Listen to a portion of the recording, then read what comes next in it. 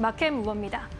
우리 시장을 덮친 비상계엄의 후폭풍이 여전한 가운데 이번 주 우리 시장의 키워드는 정치 리스크입니다. 지난 3일 화요일 모처럼 코스피를 대규모 순매수해줬던 외국인들의 수급이 비상계엄 사태 이후 하루 만에 순매도로 전환이 됐습니다. 지난 4일 비상계엄 사태 직후에 영향을 받았던 우리 증시에서 코스피 현물에서 외국인이 4천억 원 이상의 매도 우위를 나타냈고요. 코스피 선물에서도 2,200억 원가량을 팔아치웠습니다.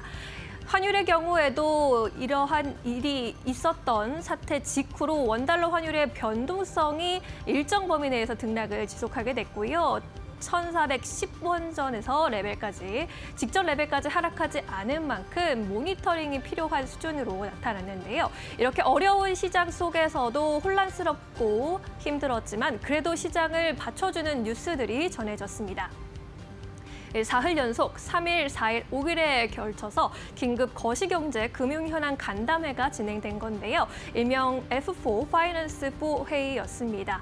최상무 경제부총리 겸 위원장, 그리고 한국은행 총재, 그리고 김병환 금융위원장, 이복현 금융감독원장이 포함한 간담회였고요. 이 간담회에서 끝나고 나서 인사들은 시장의 예상보다 강력한 메시지들을 내놨습니다. 비상계엄 사태로 인한 외국인 투자들의 불안을 잠재우기 위해서 유동성 무제한 공급을 포함한 모든 시장의 안정 조치를 신속히 단행하겠다라고 전했습니다. 이번 사태가 미칠 영향이 크지는 않을 것이다라고 봤지만 그래도 앞으로 유동성을 포함해서 모든 조치를 취하겠다라고 한 건데요. 구체적으로 어떤 조치들이 나왔는지 살펴보겠습니다. 먼저 금융위원회 측에서 40조 원 규모의 채권시장 안정펀드와 회사채 매입 프로그램을 가동하기로 했습니다. 또 10조 원 규모의 증시 안정펀드를 언제든 즉시 가동할 수 있도록 준비하겠다라고 전했습니다. 김병환 금융위원장은 증권금융을 통한 외화 유동성 공급을 통해서 환율 상승과 원화값 하락에 따른 마진콜 위험에도 대응해 나갈 것이라고 전했습니다. 한국은행의 경우에도 모든 증권사와 은행에 RP 매매를 허용하면서 유동성 공급에 나서겠다고 했는데요. 특히 내년 2월까지 비정례 환매 조건부 채권 RP를 무제한 매입하기로 했습니다. 매입 대상의 RP를 공공기관 발행 특수채 등까지 확대하기로 했는데요. 여기서 이 RP는 한국은행이 단기 자금을 조달하는 수단으로 한국은행이 매각에 나서는 것은 일반적이지만 RP를 매입하는 것은 드문 그러한 조치입니다. 당분간 한은은 모든 가능성을 열어두고 시장 안정화 조치를 적극적으로 시행할 것이라고 봤는데요. 이에 따라 정부와 한은에서 이번에 시장에 부양금으로 내놓을 자금이 최대 60조 원에 달할 것으로 보고 있습니다. 시장에서는 예상보다 강력한 조치가 나왔다고 평가하고 있는데요. 이렇게 정부의 강력한 시장 부양 조치가 확인이 된 만큼 시장에 유의미한 변화를 이끌어낼 수 있기를, 외국인 수급에도 긍정적인 변화가 나타날 수 있기를 기대해 보겠습니다. 마켓 무버 함께 하셨습니다. 네, 이어서 오늘 시장에서는 어떠한 이슈로 이야기를 해보면 좋을지 두 분을 모시고 이야기 나눠보도록 하겠습니다. 오늘 양시장이 좀 급하게 빠집니다. 코스피, 코스닥이 모두 다 1% 가깝게 하락세 나타내고 있고 아마 이제 장 마감까지 얼마 남지 않아서 이제 시장을 좀 포기를 해야 되겠다라고 생각하시는 분들도 많을 것 같은데 다만 이러한 구간에서도 여전히 생각해볼 만한 기업들 있을 것 같습니다. 삼성전자, SK 하이닉스 빠졌을 때 사셨던 분들이라면은 이 어려운 장에서도 그래도 안정적으로 수익을 내시고 계실 것 같다라는 생각이 들기 때문입니다. 오늘 두 분과 함께 해보도록 하겠습니다. 지시인포의 박근호 이사 그리고 이델리온의 박정식 파트너 모시고 이야기 나눠보도록 하겠습니다. 안녕하십니까? 안녕하십니까? 안녕하세요. 네, 오늘은 어떠한 이야기 나눠보면 좋을까요? 바로 주제 만나보도록 하겠습니다. 네, 연말에 달려가는 네이버 카카오, 일명 네카오.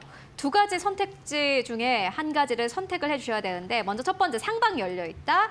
그리고 연말 랠리일 뿐이다. 이 두 가지 선택지 중에서 좀 선택을 해보도록 하겠습니다. 먼저 박근호 이사님 어떻게 보십니까? 뭐 결론을 먼저 말씀드리면 네, 저는 상방이 열려있다. 이렇게 말씀드리도록 하겠습니다. 알겠습니다. 앞으로 지금 네이버 카카오 더 간다. 이렇게 보시는 것 같고요. 박정식 파트너님께서는요? 네, 저도 같은 의견입니다. 두 분의 의견이 오늘 통일이 됐습니다. 먼저 박근호 이사님 어떻게 보십니까? 네.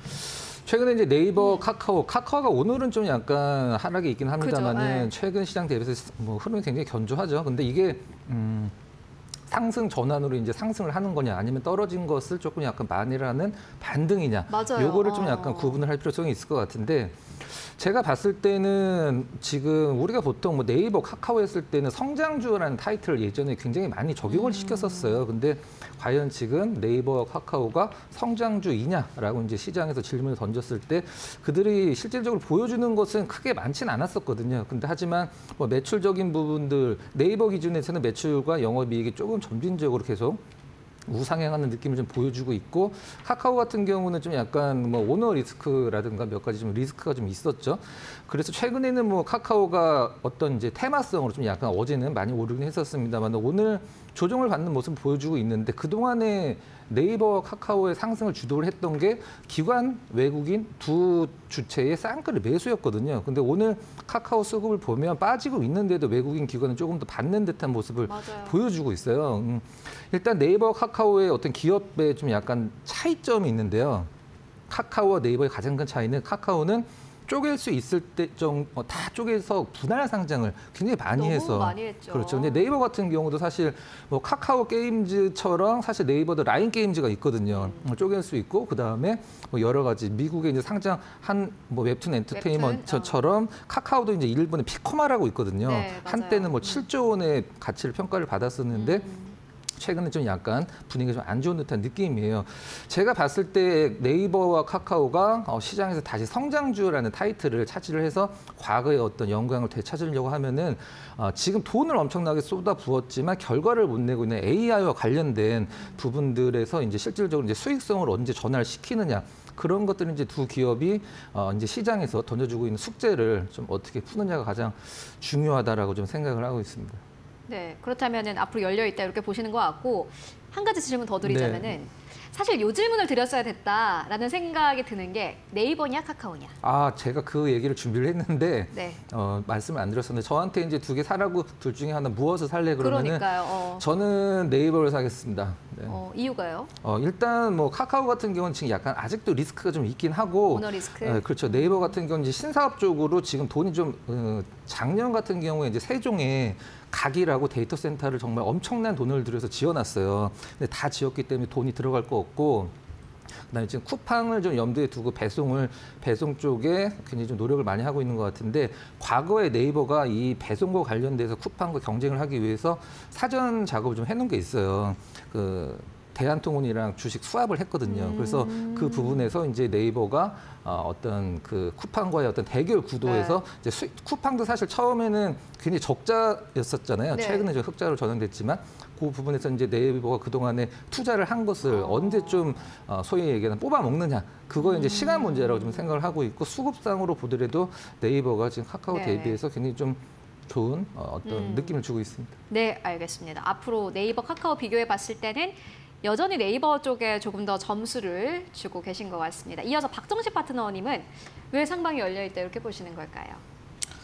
일단 뭐 최근에 좀 많이 조정을 받은 측면도 있고요. 또 주가가 좀 바닥을 다졌다라는 어떤 그런 인식적인 측면이 또 외국인과 기관의 자금을 조금 유입시키는 것이 아닌가 또 그렇게 또 생각이 됩니다. 또 윤석열 정부의 탄핵 이슈, 요것이 나오면서 이제 김범수 의장의 이제 사법 리스크도 어느 정도 좀 줄어들 수 있는 그런 가능성도 내비쳐지고 있기 때문에 그 이슈가 나올 때 일단 카카오 같은 경우에는 상당히 좀 강한 흐름을 보여줬었습니다. 물론 이제 오늘 조금 눌리고 있기는 하지만 그래서 이제 이러한 측면으로도 조금 더 이제 올라갈 수 있는 여력도 좀 존재할 것 같고요. 또 네이버가 11월 중순에 공개한 이제 AI 활용, 이 네이버의 이제 어떤 이제 AI에 대한 어떤 그 중장기적인 방향성, 이제 이런 것들도 좀 긍정적으로 평가가 되고 있는 것으로 일단 보여집니다.